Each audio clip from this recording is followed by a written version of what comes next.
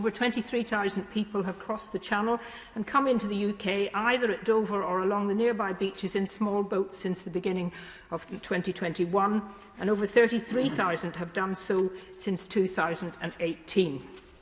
And there's no doubt that this is a very dangerous journey, and clearly those who come this way are determined to get to the United Kingdom. Despite most of them having come through safe EU countries to France, they still want to come to the United Kingdom. And the people smugglers are very sophisticated operators, knowing exactly how the system works here. And it is a fact that 98% of those arriving will claim they are asylum seekers, and most have no papers to show where they have come from or are told by the smugglers to destroy their documents. That in itself is, I believe, dangerous to our security, and I'm sure some of you will have seen that in Lithuania, where they took in 4,000 people via Belarus, they discovered that 24 of those people had direct links with ISIS. So it doesn't take much working out that with our much larger numbers, the chances of there being no sleeping terrorists coming here is nil. And a government's first duty is, of course, to protect the safety and security of its citizens. So I would like the Minister to say what is being done to check, as far as possible, the backgrounds of some of these people. Many, of course, will want to come here because they have a relative here, or feel that English is a language that they can more easily learn, or there is already a diaspora here from whatever country they have come from. But we cannot ignore the pull factor, which I find out a lot more about when I visited the Dover operation of our border force 3 weeks ago. It was a beautiful, sunny, windless day, and the border force were kept busy all day going out to meet the small boats and transfer the migrants to the safer boats. We saw them arrive, but I have to say just before that, the border force are exhausted. They are working extremely hard under terrible conditions all hours of the night now. This doesn't just go on during the day, and they need support very much. We saw the migrants arriving, coming up the long walkway from the boat, going into the large tent. And incidentally, we also were taken to see the brand new £3 million reception centre just completed, which has modern facilities for both the Border Force staff, which is greatly needed, and the migrants. On arrival, all their wet clothes are put into a plastic bag with their own personal number on it, and this goes with them when they are moved on. They are given trainers, tracksuits, blankets, socks and other items, including basic toiletries. Then they all have a COVID test and any immediate medical issues dealt with.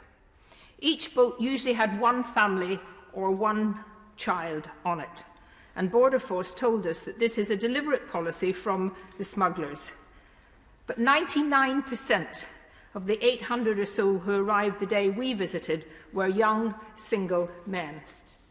They have a very short interview and are asked why they've come, and nearly everyone says claiming asylum. Then they're checked to see if their fingerprints match anyone who's already been in the country and has been deported. Then they go off in coaches to nearby hotels where they are not locked in and could, of course, leave if they wish to disappear. And I do think it's quite worrying that there seems to be no public record of how many over the past months have just disappeared, and many will end up in what we really still have in this country, modern-day slavery on low wages. Now, it is important that we all understand just how we treat these new arrivals, because it's very different from other countries like France. I find the pictures of the tents being broken up by French police pretty horrifying. We would not do that. Everything I saw happening in Dover showed our humanity and our determination to treat these people fairly. But let us not think that that does not play a part in the determination of many migrants to come here. Migrants who claim asylum can ask for somewhere to live, a cash allowance, or both. All utility bills are paid if they can successfully claim to be destitute. Some 60,000 people housed in asylum accommodation at a cost of around £4 million a year. The migrants we saw arriving a couple of weeks ago are likely now to be in hotels all over the country and could be there indefinitely before going to what is called dispersal accommodation. And we are now seeing places in the Midlands, in the north of England, taking hundreds in the dispersal policy. These migrants, once they claim asylum, are entitled to just under £40 per week on a card that allows them to get cash. In France, the card can't get cash. It can only be used in shops, not by accessing cash. Now, I think we all accept that asylum is meant to be for people fleeing persecution to safety and sanctuary. But we do need to ask, what are those people on little boats fleeing from in the many EU countries they have come through to get to Dover or Dunkirk? Now, as the Member of Parliament for 30 years for a constituency just over the river, and with a huge caseload of constituents having problems with immigration and with the Home Office, I am only too aware of the shortcomings of that department. I remember Lord Reid of Cardown, when he first went in as Home Secretary, saying right away that the Home Office was not fit for purpose. And I'm afraid that I think that not an awful lot has changed, certainly within the immigration section. The system takes far too long and means that by the time someone has been interviewed and their case finally concluded, they may well have had a family here with children at school, and deportation becomes almost impossible. And I'm afraid that some of the new people coming in, of course, are clogging up the system so that those who have been waiting are now having to wait even longer. And we have to get a system that someone coming here illegally and refused asylum can be deported immediately. We have to send a signal that we are not an open door and that we will not continue to allow the industry of lawyers making millions from the whole asylum immigration system, mostly from legal aid paid for by the public.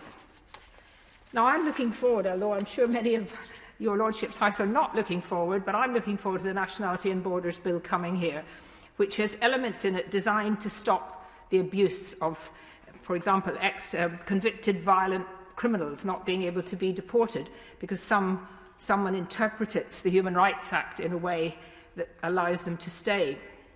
And we need that bill here as soon as possible, particularly in what has happened last night. But immediately, now, this minute, we need to see France and the United Kingdom genuinely cooperating.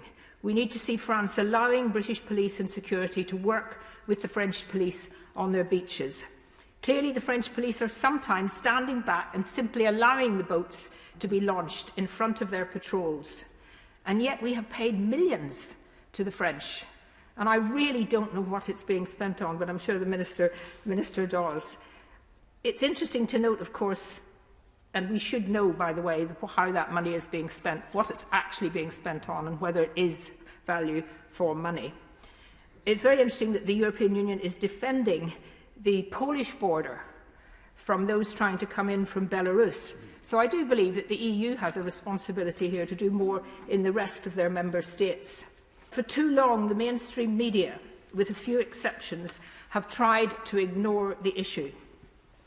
When Nigel Farage took this up first about 18 months ago and filmed what was happening at Dover, he was roundly condemned. But he pointed out then that a disaster was waiting to happen.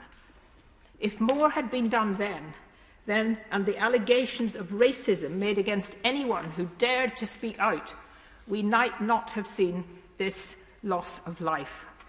It might not have happened, and we might have already moved to do some of the things that we're now going to try and catch up and do. But the warning is still there. All our words today won't make the slightest bit of difference unless rigorous and determined action is taken to stop these boats coming. And most of all, we need the government to be open and transparent with statistics and to tell the public the truth about what can be done and what cannot, and why not.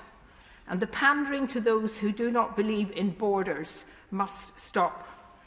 Yesterday's tragedy, my lords, was a wake-up call. Much too late, but at least it has happened. And what we need now is no more warm words, but full cooperation between this government, our country, and the rest of those European countries to make something change. We cannot go on like this, or we will see other disasters even bigger in the future.